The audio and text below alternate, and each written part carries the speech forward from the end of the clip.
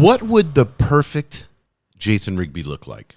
And I want you to put yourself here, and I want us to be self-aware to the point of kind of like cheesy. It's like that whole, I've heard stories of where, you have to look in the mirror and say, I love you, Jason. I love you. And a lot of people can't do that because they can easily give love to others, but they can't give love to themselves. And it's a really hard practice to do. You should try it. But almost like a lot of us think it's kind of cheesy.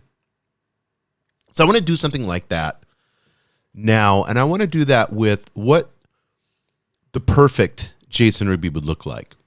And I know some of these are going to resonate with you, and you may have some others, but I think number one for me is to be fearless. So much of my life, even my, and one of the things I've had to learn is my anger issue is just me being fearful. That's the way it comes out at. And so a lot of times when I start to feel a little bit of angry inside, I just ask the question, self-aware question, what am I being fearful of? And a lot of times just shining light on that and being and just embracing it and bringing acceptance to it just makes it go away. And then that just eliminates me being fearful. Or what I would call, in the masculine sense, a lot of guys get angry instead of getting hurt. So fearless. What does fearless look like? I think for me, I like risk taking. I enjoy that. So if I can take risks in a thoughtful way, in a way where I think about the risk before I take it, and then I jump, I enjoy that. I think that's me living in that realm. And a lot of people would be uncomfortable with that, but that's me being fearless. I like a little bit of chaos. I strive in that. It's Jordan Peterson talks about this, whether you agree with him politically or not, it doesn't matter. But he talks about there's chaos and then there's order. And chaos is that feminine energy, and that's that creative energy. It creates worlds. It's this beautiful, chaotic energy.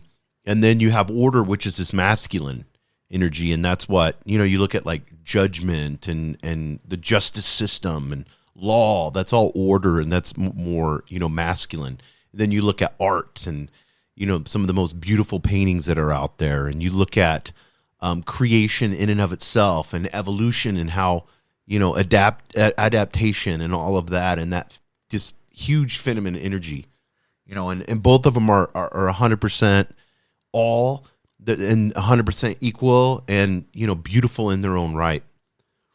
And so on the masculine and feminine side, it's like chaos and order. What does that look like in my life? Me being fearless. How do I embrace the chaos? And then how do I bring order to the chaos? And then how do I bring some chaos into order? And looking at is really cool when you're looking at fear. And one of the things that I like to do, and I think if you really feel like your ego is fearful and you're cautious and you're always judging things and you're afraid, then I would look at this as, why do I have a matrix of fear? Why do I feel like everything bad is going to happen to me? I remember that scene in The Matrix, the movie, where he's like, I know everything. I know even when you're going to knock over that vase right there. And he turns over and he knocks over the vase. Then he says, would you have knocked over the vase if I would have told you? That's such a powerful statement. It's like, I told you over and over and over again that there's a vase, so you created your future and knocked over that vase. I live in a state of fear constantly that I'm putting that out there, fear, that I'm creating an environment that leads to me having to be fearful. Do you see how that works? That's the matrix that we create. And I think another one for me is living my potential. So not just being fearless, but living my potential. And living my potential to me looks like having freedom to be and do what I want to do in a creative way. I'm in marketing, so that right there alone is just tons of creativity, right? Right brain, tons of right brain. And I love that. I thrive in that. So living my potential is me traveling a lot, me going to museums, me looking at art, me forcing myself to Watch things on YouTube that maybe I wouldn't be drawn to, but I need to watch them. Me listening to podcasts on creativity and art, and me understanding and not judging other artists, if that makes sense. That's me living my potential. And me living my potential is me wanting to do work. I love working. It's not really work to me. It's fun. I enjoy it. Living my potential is being good to those that I love, but not. Let me. That sounds too cheesy because I've thought about this a lot. But I like the word good. We kind of look at it as a generic word, but what I'm talking about good is like I'm genuine, I'm sincere, I'm honest to those that I love. And then number 3 is being stress-free. For so many years, I believed in my ego and my tremendous amounts of emotion, and I just ran around like a fucking rat trying to chase everything and being fearful of everything and, having to fight things. And, I'm going to do jiu-jitsu so I can fight people. I'm going to, because not that I wanted to like be aggressive and fight people. I never were aggressive. I just knew someone was going to attack me at any moment. I'm always like, like situational awareness. Always like any moment someone's just going to pop out and grab me. I'm living an action movie every single day. And a lot of that was from the Marine Corps and supposed PTSD and all that shit. And I'll do another podcast on that. But stress-free. Having freedom in my work. Working from home, which I do. Setting my hours. Being able to say no to things. That's stress-free for me. Cleaning my life up so much that I do very limited things. It's pretty stress-free. I don't do a lot of things. I live a pretty stress-free life, pretty simple. I do gardening, I do yoga, I go to the gym and work out. I go to nice restaurants, I travel, I work, and that's about it. I read a lot. I try to keep it pretty peaceful. I like to have peace because in that peacefulness, in those moments of peacefulness where I feel like I'm with higher self, that's when I'm more creative and that's where I come up with amazing ideas. And that I'm going to get this stress free, but then this is going to sound like a dichotomy, super productive. What does super productive look like for me? Being super productive is me operating in, I just mentioned this, but me operating in my higher self. I just believe my higher self is a bunch of me's. It's a bunch of me meat suits, millions of them, and it's just me way in the future. Looking back, having the ability to look back and say, hey, I can't go against your free will, but I sure as hell, can help you out a little bit. So what does that future me look like, that higher self? And maybe you believe it's, whatever your religion is or whatever your belief system is, whatever you believe higher self is. But and each religion has a ton of statements on what higher self is, from Christianity to Catholicism to Islam, Judaism. They all have a version of what higher self is. But super productive is me operating in my higher self because that wisdom is way more than what my ego knows. And we call it like spirit, and in Christianity they call it spirit in the flesh. The flesh, the way the flesh operates, that sin nature, compared to when the Holy Spirit indwells you. So it's like this Holy Spirit coming from externally and coming inside of you and feeling your soul up with the fruits of the Spirit. Love, joy, peace, long suffering, all those things, and that's beautiful. I like that analogy. And operating in that, would you be super productive? What type of leader would you be if you're operating in your higher self? Like the fruits of the spirits, we'll use the Christianity. Love, joy, peace, long suffering, meekness, all of those.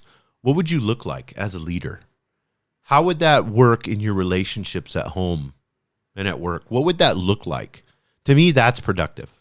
That's what I look at. Not getting tasks, and I don't care about that. It's how I am as a leader. So that's super productive. Next would be working with energy and passion.